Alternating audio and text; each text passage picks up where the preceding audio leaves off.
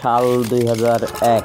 2001 সালের 18 এপ্রিলে কুড়িগ্রাম জেলার রৌমারী উপজেলার বড়াইবাড়ি সীমান্তে বাংলাদেশ রাইফেল অর্থাৎ বিডিআর এবং ভারতের বর্ডার সিকিউরিটি ফোর্স অর্থাৎ বিএসএফ এর মধ্যে সংঘর্ষ শুরু হয়। যুদ্ধটি বড়াইবাড়িতে হলেও ঘটনার শুরু সিলেটের পাদুয়া থেকে। তৎকালীন বিডিআরের মহাপরিচালক মেজর জেনারেল অবসরপ্রাপ্ত ফজলুর রহমান বিবিসিতে দেওয়া এক সাক্ষাৎকারে বলেন, সিলেটের পাদুয়াতে বাংলাদেশ সীমান্তের ভেতরে দীর্ঘদিন অবৈধভাবে একটি অস্থায়ী ক্যাম্প করে রেখেছিল বিএসএফ। তবে এ নিয়ে দুদেশের সীমান্ত বাহিনীর মধ্যে কোনো উত্তেজনা ছিল না। 2001 সালে বিএসএফ পাশের আরেকটি ক্যাম্পের সাথে সংযোগ সড়ক নির্মাণ শুরু করে।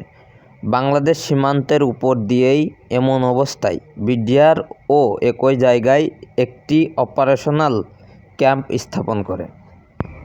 বিডিআর সড়ক নির্মাণ নিয়ে আপত্তি জানালে বিএসএফ তাতে কর্ণপাত করেনি।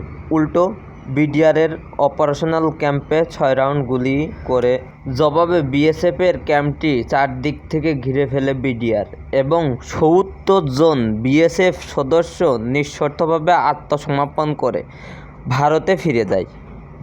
2001 সালের 7 মে ইন্ডিয়া টুডেতে প্রকাশিত একটি প্রতিবেদনে এই ঘটনার তীব্র ক্ষোভ জানায় ভারত। তৎকালীন প্রধানমন্ত্রী শেখ হাসিনা ভারতকে আশ্বাস দেন যে এই ঘটনার তদন্ত করা হবে এবং ভবিষ্যতে এমন ঘটনা আর ঘটবে না বলে ও জানান। শুধু তাই না, বিবিসিতে প্রতিবেদনে একটি ষড়যন্ত্র তত্ত্বের কথাও উঠে আসে যে শেখ হাসিনা সরকারকে বিপদে ফেলতে এবং ভারত বাংলাদেশের সম্পর্ক নষ্ট করতে এ ঘটনা ঘটানো হয়েছে। আর তাই বিডিআরের মহাপরিচালক মেজর জেনারেল অবসরপ্রাপ্ত ফজলুর রহমানকে তার পদ থেকে সরিয়ে সেনাবাহিনীতে বদলি করা হয় এবং পরবর্তীতে বাধ্যতামূলক অবসরে পাঠানো হয়। তখন থেকেই শুরু হয় বিডিআর হত্যাকাণ্ডের মূল পরিকল্পনা। কিন্তু 2001 সালের 15 জুলাই পর্যন্ত শেখ হাসিনা দায়িত্ব পালন করতে পেরেছিল। 2001 সালে বাংলাদেশ জাতীয় নির্বাচনের পর বাংলাদেশের প্রধানমন্ত্রী হন বেগম খালেদা জিয়া।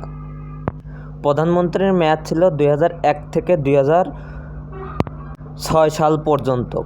এর ভেতরে 2005 সালে 16 এপ্রিল বিএসএফ 20 থেকে 25 জন ব্রাহ্মণবাড়িয়া জেলায় হামলা করে। এতে বিডিআরের সদস্য এবং গ্রামের জনগণ তাতে প্রতিহত করে। তাতে বিএসএফের শ্রী জীবন কুমার নিহত হন ও একজন আহত হন।